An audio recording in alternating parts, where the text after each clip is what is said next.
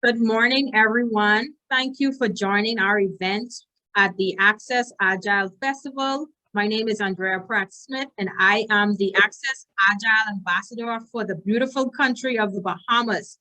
Thank you so much for joining our event. We just finished an event a few seconds ago, so we're just getting started with our next one for the day. Our speaker for the day is Simmone Bowe.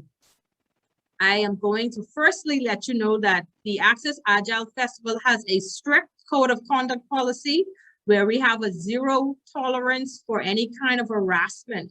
There is a website where harassment can be reported, or you can also message me if any harassment is taking place, or if you are aware of anything that needs to be brought to our attention so that we can address it in a timely manner. So we're going to introduce our speaker for this event, Simmone Bowe. Who is Simmone? Simmone is a seasoned, certified speaker, corporate trainer, personal development coach, HR strategist and consultant, leadership advisor, men's empowerment advocate, educator, mentor, newspaper columnist, soulful singer, and radio and television host. She was named as a Caribbean Woman to Watch in honor of Women's History Month 2016. She has authored 7 books, which she'll probably tell you about during her presentation. Simmone is particularly passionate about incorporating the elements of optimism, purpose, and emotional intelligence in her programs and presentations. Intimate coaching and mentoring retreats, books, speaking, and consulting services. Simmone has achieved numerous certifications in vocational education, HR administration, and training with a BA in English, a MS, a Master's in Career and Human Resource Development. Simmone has worked in both public and private sectors as an educator, at-risk youth development leader, corporate trainer, and human resource professional, particularly in the hotel and hospitality industry. She currently serves as the Director of Human Resource and Organizational Development for the Ministry of Tourism and Aviation in the Bahamas. She is a leader and mentor of leaders with a bold mission to inspire positive change in national development throughout the diaspora by developing authentic, transformational, limitless leaders. Simmone, welcome to the Access Agile Festival.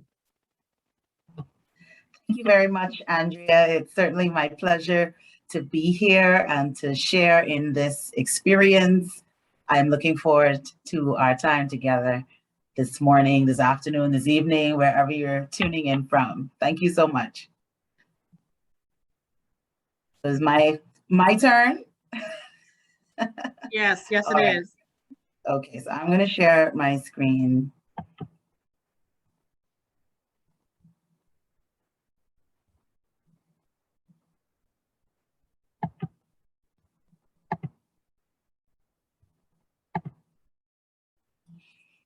And once again, it's my pleasure to join you in this Agile Access Agile Festival, and to talk about leadership, and one of my favorite topics, really, and especially disruptive leadership. I think that the last couple of years have certainly been quite a disruption to all of our lives and our psyche and our patterns and beliefs and everything else.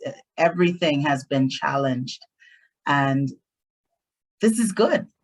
It's good because I believe that it will usher in a new era, an era that many of us have been waiting on, an era of phenomenal leadership. And we've experienced pockets of it. We've all had great leaders in our lives, but we can also say that we've had some not so great leaders in our lives. And we are probably working with a few of them today. And that's okay. I believe that we have the power within all of us to change what we do, how we think, and the culture of where we are. We all have that power to do so. We don't have to wait on legislation or some charismatic governmental leader to do it. We have the power to do that.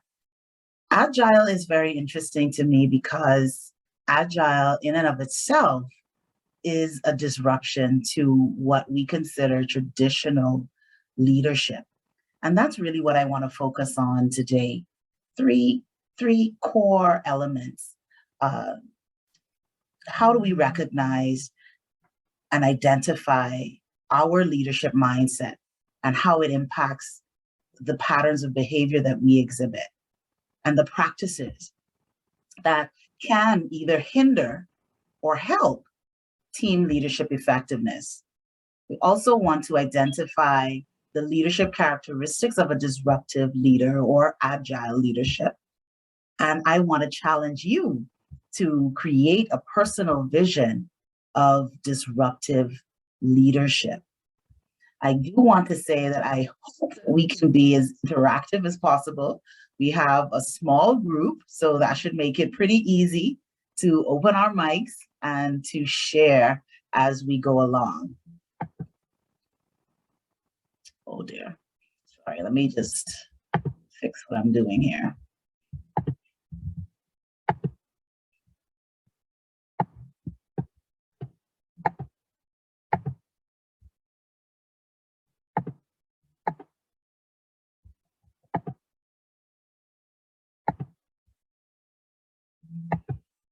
I love this quote, this African proverb that says, if you want to go fast, go alone. Why am I getting this? If you want to go far, go together. And I'm going to get this right.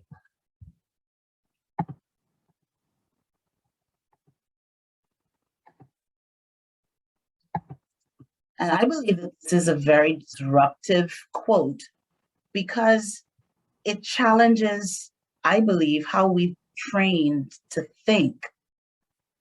In school, in work, even though we promote this thing about team, and we promote this thing about delegation and the delegation of responsibilities for our team as we lead people, we have really been conditioned to be very individualistic. When we get grades in school, it's for our personal performance. When we get a performance evaluation, it's for our personal performance. Sometimes we may be graded, so to speak, on the team effort in bonuses, perhaps shared rewards. But essentially, we have been conditioned to go alone and to go fast. So this quote here challenges that mindset and that belief that if we want to go fast, if we want to go all out, if we want to achieve all of our goals and targets, that we need to go it alone. From what I have seen in Agile is a completely different model. It is based on team. It is based on going together. It is based on collaboration and moving forward together to reach targets and even challenging traditional roles.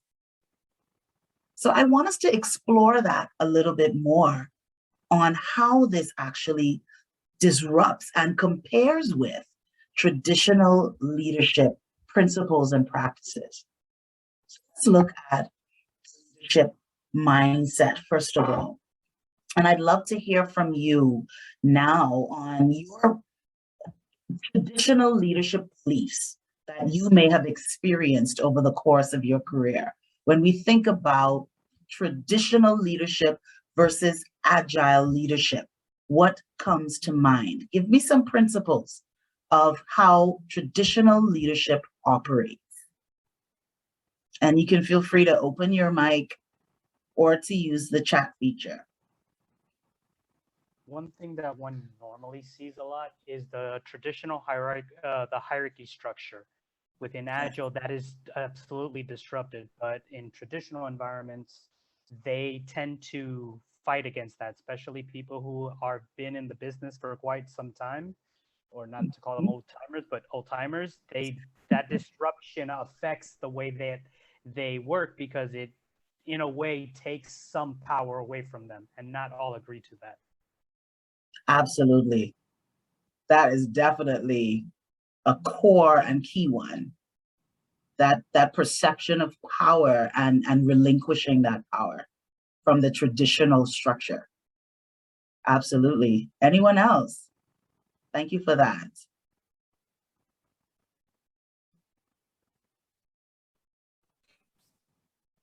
From my experience, the kind of leadership that over the years in my career was the control and command kind of leadership. Mm-hmm. And that really, when I compare it with the Agile way of doing things, was very, I would say, was not progressive in terms of even if you have, let's say, an innovative idea and you want to bring it out to the leadership, it was very impossible for the leadership to really look at that innovation, and especially looking at the rank where that idea is coming from. So there was always that hierarchical issue and not paying attention to where innovation can come from, because in the leadership, in the Agile way, innovation can come from any part of the organization. And sometimes you never know, the innovation that comes from the least expected person is the one that works. So in that aspect, my kind of experience was the command and control, and it was not progressive, I must say. Yes, absolutely right. You're so spot on. I just had flashbacks when you were talking, especially when you talk about embracing ideas and where ideas come from. And I'm based in the Bahamas, and we have that type of structure that's very protocol oriented. And you have some leaders that they won't even interact with people if they aren't at a certain level, much less get ideas from them, and to even see them as a contributor of value. Right. It's a scary thing, and it's really very much in existence today. Very much so. Thank you so much for sharing that. Anyone else want to share?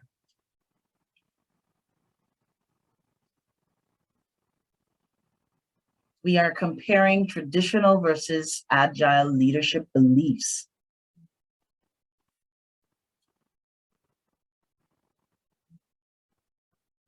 Let's go for one more. One more share.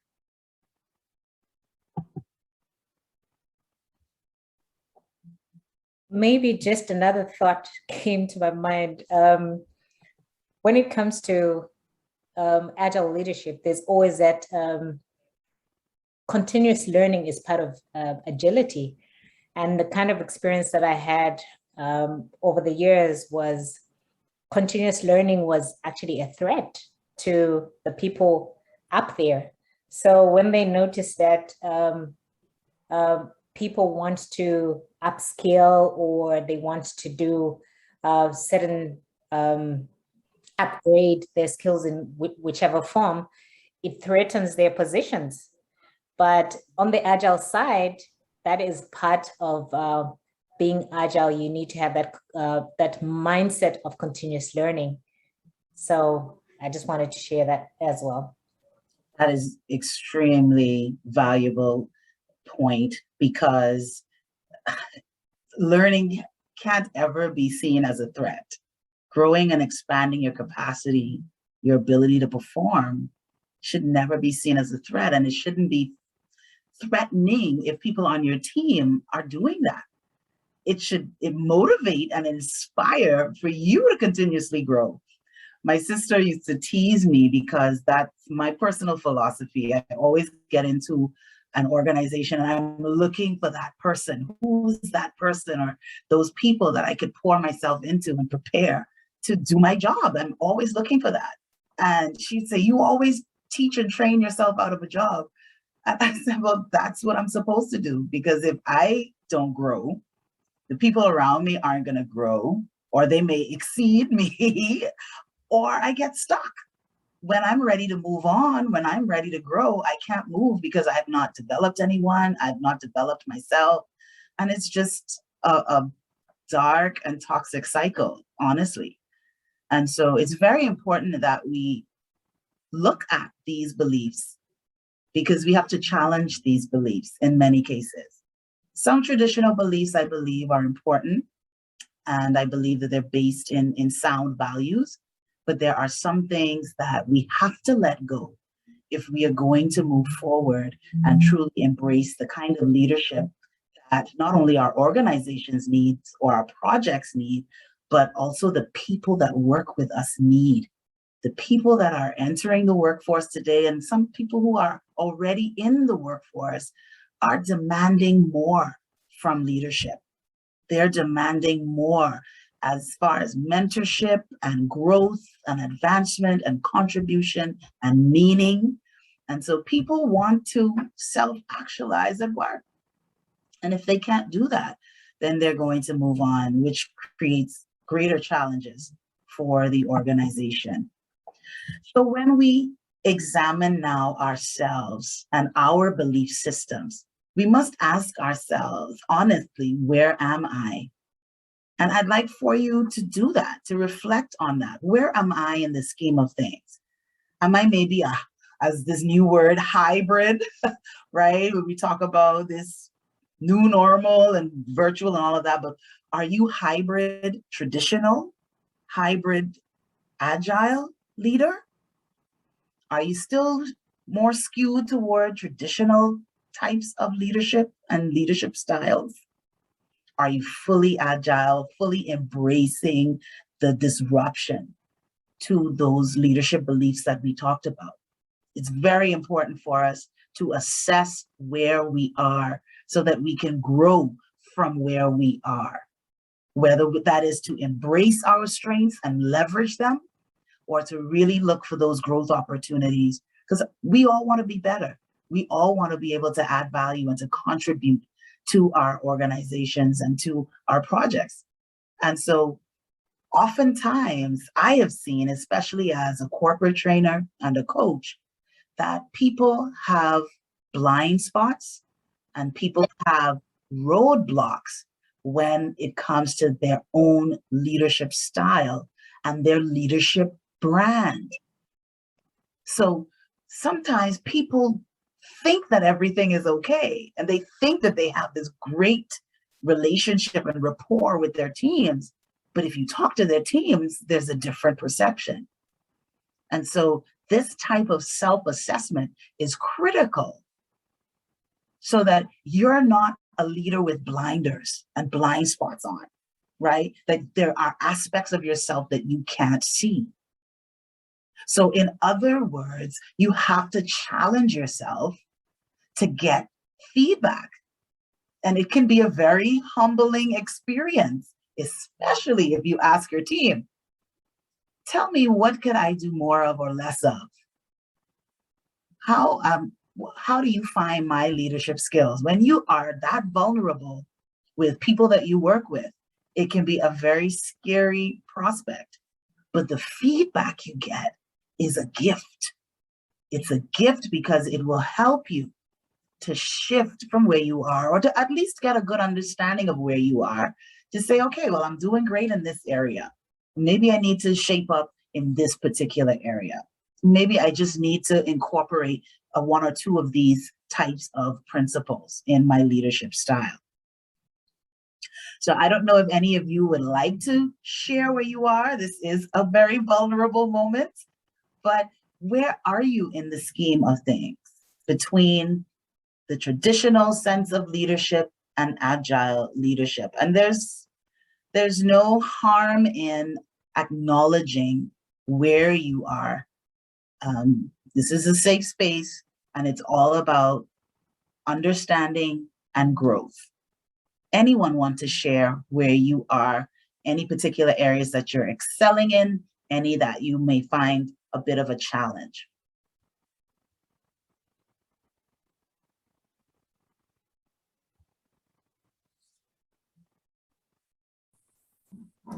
Hi, this is Shauna. I'll share, and I appreciate the question. You'll have to ignore the dings coming through from my Microsoft Teams. No worries. It's one of those new normal things, right? Mm-hmm.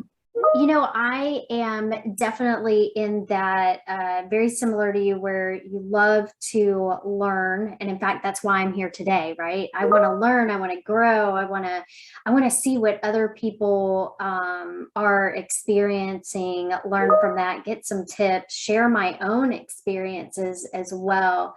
And I certainly, as a leader, because I manage a team of Agile coaches and Scrum Masters internal to my organization, so I'm constantly pushing them to set aside time to learn and grow as well.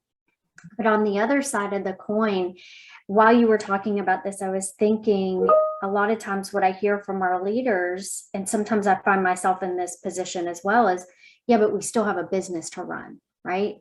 We still got to get some things done. And I think, you know, that is such a struggle when you see, whether it's yourself or others, sliding back into quote unquote the old ways, because you just got to get it done and you're getting that pressure, right? So, you know, I'm still grappling with that, and I'm still learning and still growing. It's a journey. It's not a destination. So, yeah, that's really where I am, and I'm okay with that as long as I'm continuing to see where I'm progressing. Absolutely. I totally agree with that, Shauna. You know, we have to move past beating ourselves up and say that, you know, I should be here. You are where you are. And once you have that awareness, which is so important, then you can only grow from there. And it's very normal to revert to our default. And that's where disruption comes in. It's about continually disrupting those patterns until it creates that new pattern of behavior, that new way of doing things. And unfortunately, we are working within contexts that don't embrace it all the time. And so we do have this struggle of, how do I get results while also challenging some of the things and the ways that we do things? So that was a really great share. Thank you very much. Anyone else?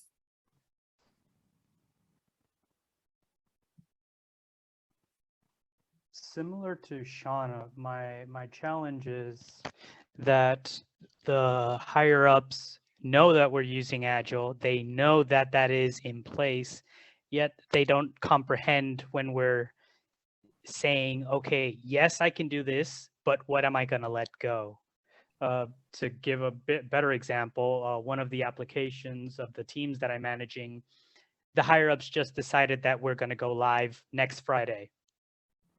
And that is disrupting our teams, our process, and we're explaining this, yet they know that, or up to a point they understand what Agile is supposed to do, but they don't really live it. They are bound yet to the tradition of, this is a date and we're going to go out and whatever happens, happens. So it is a struggle when leadership wants to go away, or they are sold on it, but they really don't comprehend it. Yeah. As for the learning part, I would say, like you, Simmone, like Shauna, I constantly am consistently learning or reading books just to be better. I guess I have an extensive alphabet soup, like many who get into Agile, but the alphabet soup does not mean much if you really don't put those concepts to practice and you do that with your team, because the whole idea of the theoretical process is that you put that in place. And sometimes it works better at the team level than it does with management. Oh, what a sad reality. I felt that one to the heart just now. You know, and sometimes we feel, you know, when we see that type of behavior happening, that it's almost as if maybe this is just a buzzword, the new in thing, there's something on the checklist that they can brag about in other circles and say, hey, you know, we're agile, but are we really? It has to translate into practice. It has to translate into respect for the process, you know? So thank you for sharing that. That's really true. And another share here in the chat, our leaders need to learn that slack time is not a bad thing. It can be used to add value to the organization, absolutely. Creating space to create, just to rest. Like, these things are actually becoming more important today now than more than ever. We have to focus on, this weekend is the celebration of World Mental Health Day. And this is also a critical part of where we are. So slack time is still good time. It's still time well spent. We have to learn it personally too, right? I had to overcome that not doing anything was not a sin, you know, that you always have to fill your time with doing something. Like that's really a myth, you know. And when we practice principles of self-care and even creativity, you need space in order to create flow. It's very, very important. Thank you for sharing that. Let me just check the chat here. Yes, slack time is one of the most powerful hacks. Absolutely. It really, really is. Thank you. So we want to look at the importance then and seeing the connection between the leadership beliefs, the patterns that you all have been talking about, and how they impact process and practice. And for me, there's always a big difference, right? And there's another P word that I don't have there, is policy, coming from an HR perspective, right? We love to create policy and process, but then sometimes our practices are not aligned with these things. And look at what happens. It all affects not only the results, as Shauna mentioned, right? We have to get the job done. We have to get to the results. But even beyond the results, it affects our brand. It affects our brand from an organizational standpoint and from a leadership standpoint. How we think about what we do, what our belief systems are, will affect what we do, how we do it, the results that we get, and the reputation that we create. And so this is something that's very important for us to think about and to consider when we are looking at disruptive leadership. I want to look at some of the pillars of agile leadership I have discovered in just research and chatting with people like Andrea and other people who are agilists. And this is what I've really come up with. And as I think about someone like myself who's still operating in a very traditional leadership environment and context, these are the pillars for me that I see, and you can share with me what your thoughts are. But at the core, I see in agile leadership or disruptive leadership is trust. There has to be a strong sense of trust in the team and in the leader. So the trust has to go in a lot of different directions. So we have to trust the people on our teams to live up to their abilities. So that means we have to be open to accepting and hearing those ideas and letting people try things out and trying different methodologies and approaches to get to the results. We have to trust them. They have to trust us. We build trust by what we continually do, those patterns and practices. Are we the type of leader that's going to, how do you handle mistakes? You know, do you require perfection? Do you panic when it gets tough? How do you handle crisis? How do you handle things going wrong? How do you handle shifting deadlines, right? deadlines you didn't expect. How do you handle those things? Will build the level of trust that your team has in you as a leader. So I see trust at the very heart of this kind of leadership. And out of it, I see flowing these 4 C's, and there probably could be more. This is my viewpoint. So I see coming out of this high levels of open and transparent communication. So this can't be the type of sensitive environment where you have to walk on eggshells and you have to tiptoe around people's feelings and all of that sort of thing. Yes, we have to be empathetic and mindful and all of those other things. But at the end of the day, we ought to be able to speak freely, to share ideas, to have open discussions that are solution-driven and helping us to think critically. So communication that is flowing from a measure of trust, I believe, is important. Also coming out of this trust relationship is collaboration. How good are we at working together, delegating tasks, trusting that it's going to get done, trusting that this person and these people can handle it? How well are we able to work together in the true sense of the word? Not where, as the traditional leadership, we are representing the team, but in actual fact, the team gets no credit, right? Just one person shining. And again, even in our reward structure, there's only one person getting that big bonus. There's only one person getting the recognition. So how well, from a systemic place, are we collaborating in our organizations? And do all of the rewards, recognition, all of those things, how are they focused on building the team and moving away from that individualistic traditional structure? The next pillar that I see coming out of this is curiosity. And this is our ability to be inquisitive, to challenge the status quo, to look at new and different ways of doing things, to want to create and to innovate.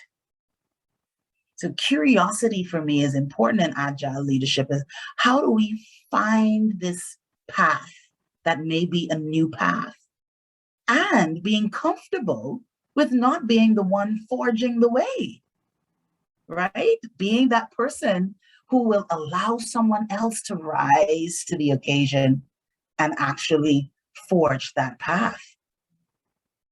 And finally, I believe agile leadership is the catalyst for change, to agitate for change in their environment, change in how you do things, change in approaches, change in the way you lead and the way you inspire and influence and impact others and your organization. So let me hear your thoughts. What are your thoughts on these pillars? Is this hold true? Is this aligned with what you've been experiencing in Agile? Let me know. Anything stand out to you from this model?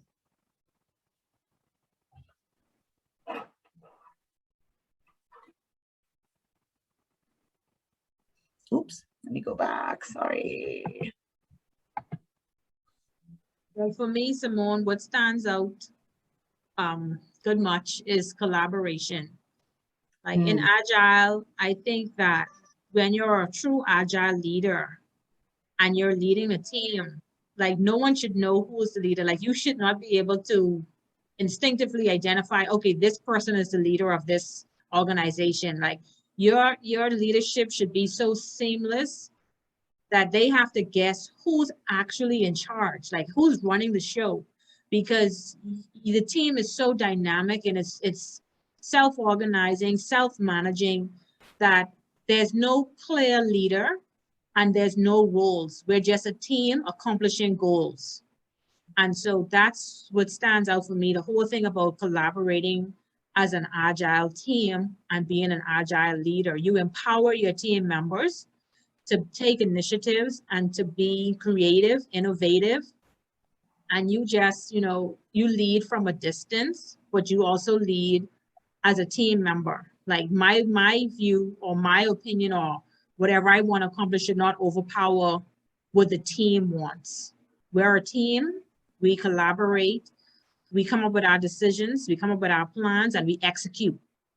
It's not a talk down, you follow my lead, I'm going to tell you what to do kind of model. It's so we all work together to accomplish our goals, and that's what Agile teaches.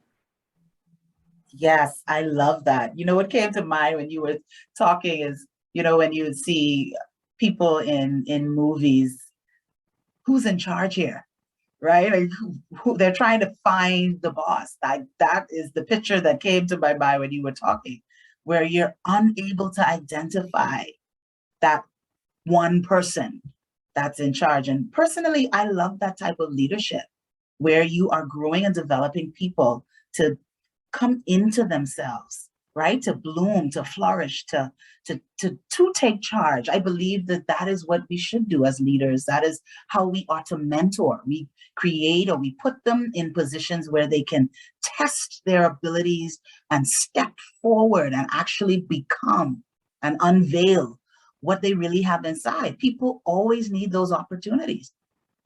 And we have to be the leaders that encourage that. And we can't do it if we're operating from a place of ego and insecurity. Then it will never happen. It will always be about us. It will always be about me coming up with the great ideas. And this takes a lot of stress off, right? We don't have to be losing sleep at night trying to figure out the answers. Let's, rely on the team a whole lot more. Thank you for sharing that. Anyone else?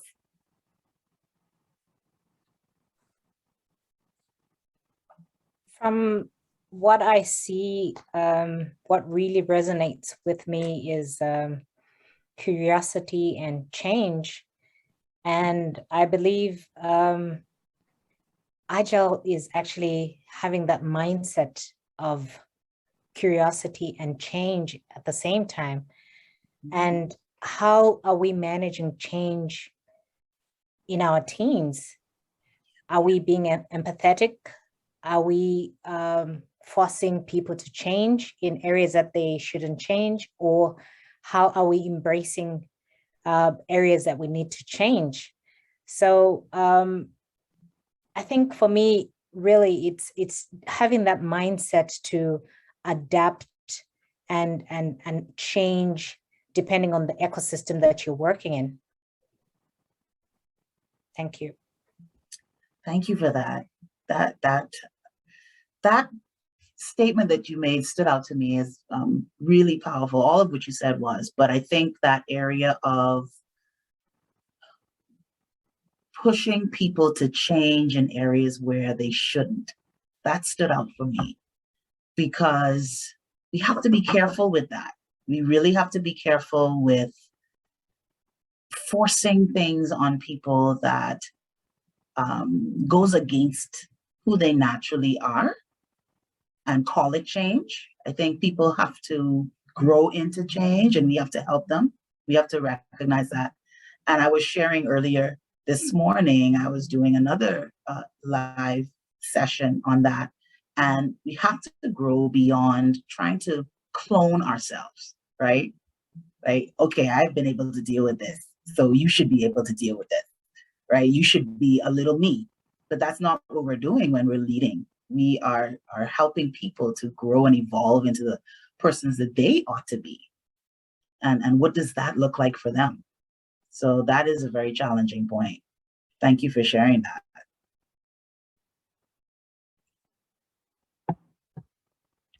So how do we incorporate Agile leadership into our personal leadership styles? I have 5 that I want to share with you, 5 principles that I want to share with you on how you can incorporate Agile leadership into your personal leadership style. So first and foremost is to establish a common ground what is the vision and the goal for the project? And I know that this is key, right? When we're working on agile projects, let's establish our meeting place as a team. This is where we're headed. This is what we need to accomplish. Secondly, focusing on team development, and you've all talked about it all morning, afternoon, evening, on how do we co-create together? How do we collaborate together? How do we grow the team from just being a group of people trying to get something done to a team that actually transcends those stages of team development, if you're familiar with those, right? Forming, storming, norming, performing, and maybe even adjourning, right? That a team that you're working with that is only coming together to work on a particular project and then it disbands, right? But how are we working through those stages of team development to get to a place of being able to perform well?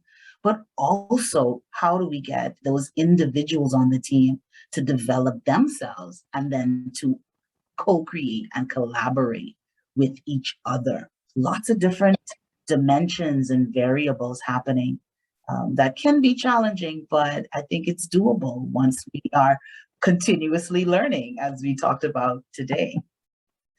Third one is communication, as we've talked about before, being open to feedback, not only personally, but in the team, and having those team discussions that are open and honest and transparent and problem solving and critical thinking, that we are communicating from that place and from that place of respect and value and trust.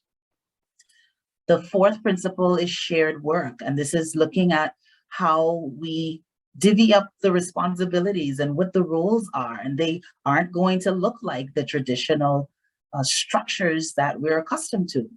But how do we collaborate, share the work, and move forward and add value to our organization? And the fifth principle is having value-driven growth. What is the contribution that we are making as a leader and as a team? How are we growing? How are we growing individually and how are we growing together? What is the value add that we bring to the organization? I believe that agile leadership inspires that.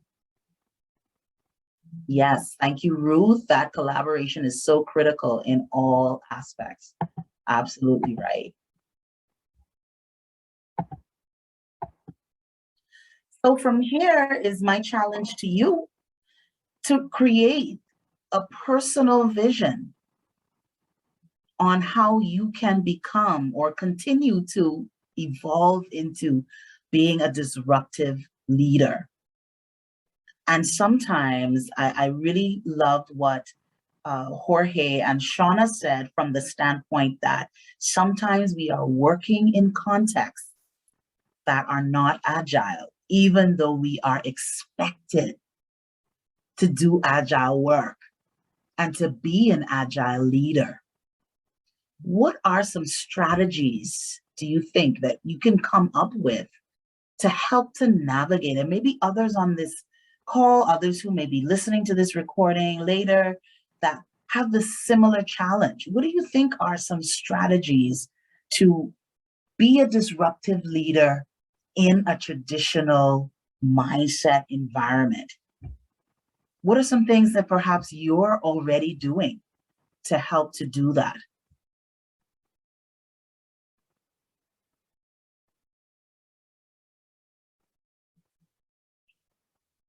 I know for me, in human resources and trying to modernize and transform processes and practices, one of the things that we've had to do is to do it in small chunks, right? Like you can overwhelm people with change. And so sometimes just being able to ease the change in small, digestible pieces can sometimes help with introducing the disruption. And so not making the disruption violent. I also think leading by example, going back to actions speak louder than words. If someone sees it, sometimes, well, I would say even most of the time, that's going to be a lot more powerful than just talking about it. So being that example of how it works and how it can work can be extremely powerful. I totally agree with that. I think that that is a large part of what people expect from us today. People are tired of leaders who don't practice what they preach. It's as simple as that, and sometimes, yes, you have to have courage. You have to be brave and bold enough to be the difference and to hold true to it, because it's so tempting to just waver back and forward, and be pressured to go to that default. Absolutely. And Malia, I don't know if I'm pronouncing your name correctly, but I saw you had your hand up. Hi. Yes. Can you hear me okay? Yes, very well. Okay.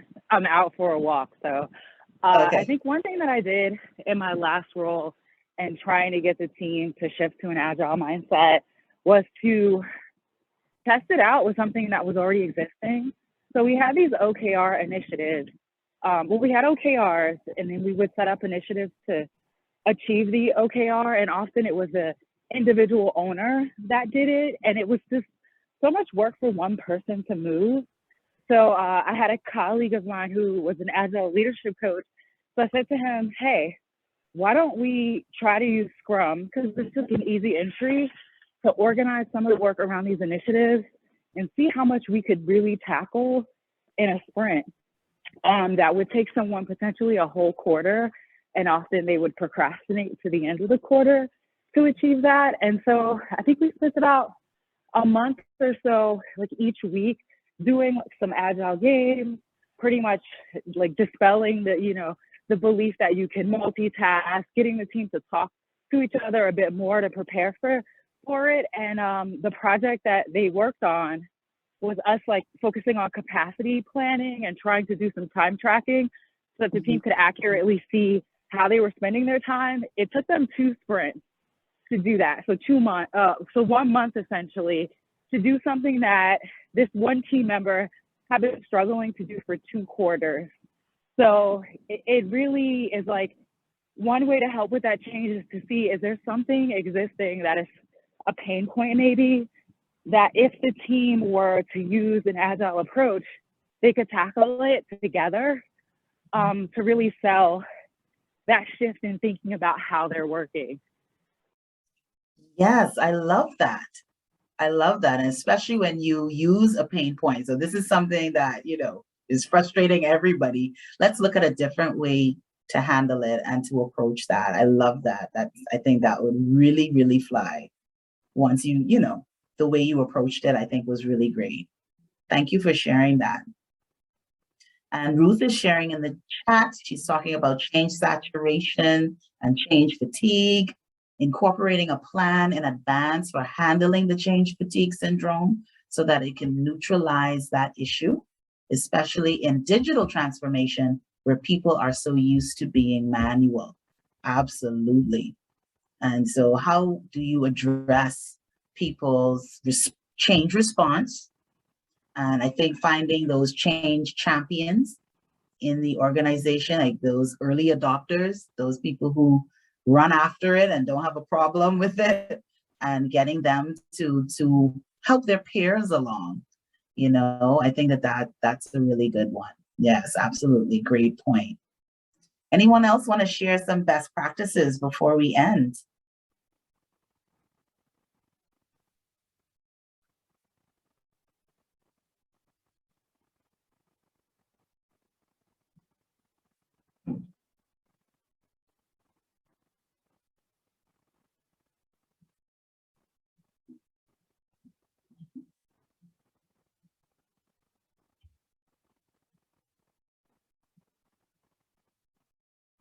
If you don't have any additional points, then I want to again encourage you to really focus on your personal vision. Sometimes it can get very easy to focus outward and say, you know, this is what they should do and this is how they ought to change. But when you focus on yourself and your capacity and what you're able to do, sometimes you end up really impacting the organization in a positive way and influencing change, as we talked about today, by being that example and being that model of how this can actually work. So I see a question here from Miguel. Thank you for that. How to work with HR when you are against traditional manager thinking? How to sell the idea? So I think figuring out what type of leader your HR is going to help determine how you can work with HR. Because sometimes HR is in that traditional space too. That's something that I always work on, being disruptive, right? Like we just want to do the same old methods of doing things and leading and approaching. So sometimes you may have to sell it as an innovation, sell it as a point of engagement, using traditional methods like data gathering and looking at, like how Malia mentioned, how do we now introduce Agile to an old problem, right? How do we introduce and implement something new to address something that's existing and old? So we're typically getting in HR, you know, they may do those engagement surveys, so they like to send out once a year, right? How's everybody feeling? But do we really impact the organization by making change?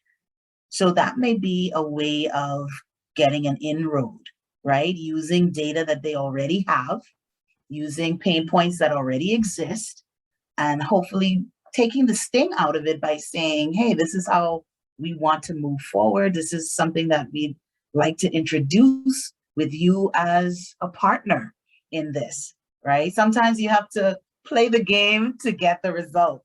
Sometimes if they have to be the ones in the forefront, then let them go in the front and you are in the background pushing something that's going to help to change these ways of thinking and doing things. I hope that helped, and I hope that answered the question, but it's a tricky situation. It's a tricky situation to deal with. And so a part of it comes with great emotional intelligence, being able to understand other people and how to navigate relationships and how to leverage those relationships, how to create and build networks and pockets of collaboration so that you can, again, model and influence the change that you're trying to create. So thank you very much, Miguel, for that question. And thank you, Ruth, for the feedback. I appreciate it. And I hope that you will out there and be disruptive in your organizations and use Agile to inspire positive, transformational leadership in your organizations. Thank you very, very much for this opportunity. And I look forward to connecting with you. I'm on LinkedIn. And if you have any other questions or comments you want to share, feel free to get connected. And I'll turn over to Andrea, our moderator for today. Thank you, Simmone, for such an engaging and inspirational and informative session. We totally enjoyed hearing from you and your perspectives on disruptive leadership. And this will conclude our session. Thank you so much, everyone, for attending our event. The session will be recorded and placed in the archive of the Access Agile Festival for future access. So thank you very much. And we have another event coming up at 4 p.m. today, continuing our discussions on HR. So check us out, Gig HR with Dr. Rochelle Haynes is at 4 p.m. So we hope that you would join us at that event as well. Thank you for joining the Bahamas on this event.